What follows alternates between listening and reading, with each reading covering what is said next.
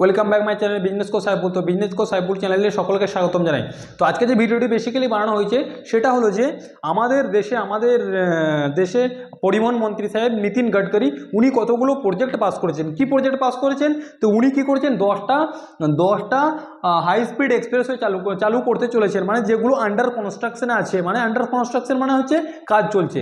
তো high speed expressway করলে কি হয়? হাই স্পিড এক্সপ্রেসওয়ে করলে এটাই প্লাস পয়েন্ট হয় যে একটা রাজ্য থেকে বা অন্য রাজ্য যেতে গেলে যে টাইমিংটা সেটা যেটা আগে বেশি লাগতো সেটা কিন্তু কম লাগবে। ঠিক আছে, তো এক নজরে দেখে নেওয়া যেতে পারে কোন কোন এক্সপ্রেসওয়ে চালু হতে চলেছে। ঠিক আছে, চলুন আমরা এক নজরে দেখে নিচ্ছি যে কোন কোন এক্সপ্রেসওয়ে চালু হতে চলেছে। যদি নাম্বার ওয়ানের কথা বলি, নাম্বার ওয়ানের কথা বলবো দিল্লি মুম্বাই এক্সপ্রেসওয়ে।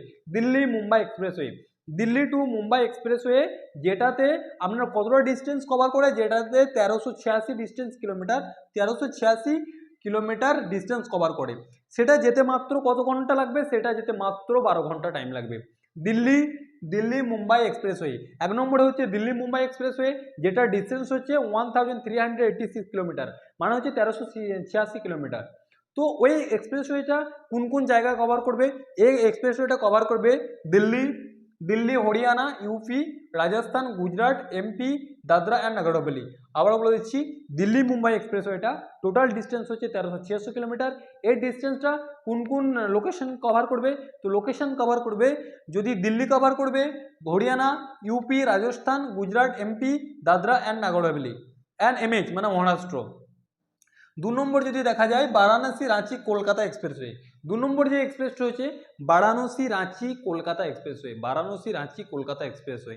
এটার ডিস্টেন্স কত? এটার ডিস্টেন্স হচ্ছে আপনার 612 কিলোমিটার। 612 কিলোমিটার। তো কোন কোন লোকেশন কভার করছে? এটা কভার করবে আপনার UP, Bihar, Jharkhand and West Bengal. তো আগে কি হতো? আগে বারাণসী রাঁচি কলকাতার এক্সপ্রেসওয়েতে 15 ঘন্টা টাইম লাগতো, সেটা শুধুমাত্র এখন টাইম লাগবে 9 আওয়ার্স, মানে কত? 9 ঘন্টা। যদি 3 নম্বর এক্সপ্রেসওয়ের কথা বলি, 3 নম্বরে চলে আসবে আপনার বিশাখাপত্তনম এক্সপ্রেসওয়ে। 3 নম্বর হচ্ছে হায়দ্রাবাদ বিশাখাপত্তনম এক্সপ্রেসওয়ে। সেটার ডিস্টেন্স কত? সেটার ডিস্টেন্স হচ্ছে আপনার 222 কিলোমিটার। হায়দ্রাবাদ বিশাখাপত্তনম এক্সপ্রেসওয়ে, যেটার ডিস্টেন্স 222 কিলোমিটার।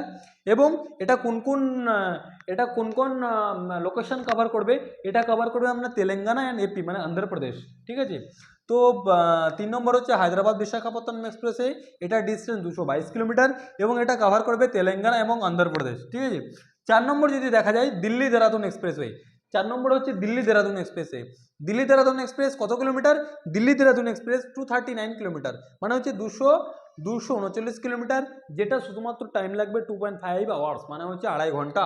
ওকে, তো দিল্লি দেরাদুন এক্সপ্রেসওয়ে ভায়া সাহারানপুর হয়ে যাবে, Delhi, UP and Uttarakhand cover করবে। ঠিক আছে, তো আগে নজরে দেখে নেবো দিল্লি দেরাদুন এক্সপ্রেসওয়ে। দিল্লি দেরাদুন এক্সপ্রেস কোন কোন লোকেশন কভার করবে? দিল্লি দেরাদুন এক্সপ্রেসওয়ে কভার করবে ভায়া সাহারানপুর হয়ে দিল্লি, ইউপি, উত্তরাখণ্ড কভার করবে। টোটাল কত কিলোমিটার ডিস্টেন্স? টোটাল ডিস্টেন্স হচ্ছে 239 কিলোমিটার এবং 2.5 ঘন্টায় পৌঁছে যাবে। 5 নম্বর যদি দেখা যায় সেটা হলো সুরাট নাসিক সোলাপুর এক্সপ্রেসওয়ে। সুরাট হচ্ছে গুজরাট এবং নাসিক হচ্ছে Maharashtra and Solapur also Maharashtra expressway. এটা কোন কোন রাজ্য কভার করবে? এটা কভার করবে Maharashtra and Gujarat. Total distance 730 kilometre. ঠিক আছে, সুরাট নাসিক সোলাপুর এক্সপ্রেসওয়ে, এটা মহারাষ্ট্র কভার করবে, গুজরাট কভার করবে, টোটাল ডিস্টেন্স 730 কিলোমিটার। ওকে, এবার আমরা চলে আসবো দিল্লি অমৃতসর কাটরা এক্সপ্রেসওয়ে। 6 নম্বর যদি দেখা যায় দিল্লি অমৃতসর কাটরা এক্সপ্রেস, এটার ডিস্টেন্স হবে 669 কিলোমিটার, এটা টাইম লাগবে 6 আওয়ার্স। ওকে, এটা 6 ঘন্টায় কভার করবে। 7 নম্বরে ইন্দোর হায়দ্রাবাদ এক্সপ্রেসওয়ে। 7 নম্বর যদি দেখা যায় ইন্দোর হায়দ্রাবাদ এক্সপ্রেসওয়ে, যেটার ডিস্টেন্স হচ্ছে 525 কিলোমিটার। তো ইন্দোর হায়দ্রাবাদ এক্সপ্রেসওয়ে কত কিলোমিটার কভার করবে? 525 কিলোমিটার। কোন কোন লোকেশন কভার করবে? সেটা এমপি করবে, মহারাষ্ট্র করবে অ্যান্ড তেলেঙ্গানা করবে। ঠিক আছে, 7 নম্বরে আবারও বলছি, 7 নম্বর যে এক্সপ্রেসওয়ে আছে সেটা হলো Indore Hyderabad expressway, 525 kilometre distance cover করবে এবং কোন কোন লোকেশন কভার করবে? লোকেশন কভার করবে এমপি মানে মধ্যপ্রদেশ, মহারাষ্ট্র অ্যান্ড তেলেঙ্গানা। ঠিক আছে, 8 নম্বরে কানপুর লখনৌ এক্সপ্রেসওয়ে। 8 নম্বর হচ্ছে কানপুর লখনৌ এক্সপ্রেসওয়ে, এটা টোটাল কিলোমিটার 63 কিলোমিটার এবং এটা অনলি 30 মিনিটসে পৌঁছানো যাবে, ঠিক আছে। কানপুর লখনৌ এক্সপ্রেসওয়ে, এটা 63 কিলোমিটার ডিস্টেন্স।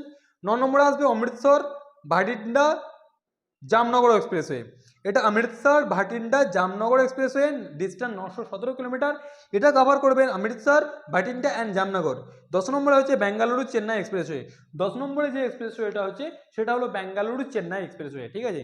আমি একবার সামারাইজ করে দিচ্ছি যে আমাদের কটা নতুন হাই স্পিড এক্সপ্রেসওয়ে চালু হতে চলে। যদি 1 নম্বর কথা বলতে যাই সেটা হলো দিল্লি মুম্বাই এক্সপ্রেসওয়ে, ঠিক আছে। 2 নম্বর হচ্ছে বারাণসী রাঁচি কলকাতা এক্সপ্রেসওয়ে। 3 নম্বর হায়দ্রাবাদ বিশাখাপত্তনম এক্সপ্রেসওয়ে। 4 নম্বর দিল্লি দেরাদুন এক্সপ্রেসওয়ে। 5 নম্বর সুরাট নাসিক সোলাপুর এক্সপ্রেসওয়ে। 6 নম্বর দিল্লি অমৃতসর কাটরা এক্সপ্রেসওয়ে। 7 নম্বর ইন্দোর হায়দ্রাবাদ এক্সপ্রেসওয়ে। 8 নম্বর কানপুর লখনৌ এক্সপ্রেস। 9 নম্বর অমৃতসর ভাটিন্ডা জামনগর এবং 10 নম্বর হচ্ছে বেঙ্গালুরু চেন্নাই এক্সপ্রেস, ঠিক আছে। তো আমাদের 10টা কিন্তু এক্সপ্রেসওয়ে চালু হতে চলেছে অলরেডি, মানে যেগুলো অনেকগুলো আন্ডার কনস্ট্রাকশন আছে, একটা দুটো চালু হয়ে গেছে, ঠিক আছে। তো এভাবে যদি কন্টিনিউ আমাদের ইন্ডিয়া কিন্তু অনেক গ্রোয়িং কান্ট্রিতে পৌঁছে গেছে এবং ইন্ডিয়ার জিডিপি অনেকটা উন্নত। জিডিপি মানে কি, গ্রোস ডোমেস্টিক প্রোডাক্ট। তো জিডিপি নিয়ে আমি পরবর্তী ভিডিও নিয়ে আসবো, ঠিক আছে। সকলেই ভালো থাকবেন, সুস্থ থাকবেন এবং সকলের কাছে রিকোয়েস্ট চ্যানেলটা একটু সাবস্ক্রাইব করে দেবেন। জয় হিন্দ।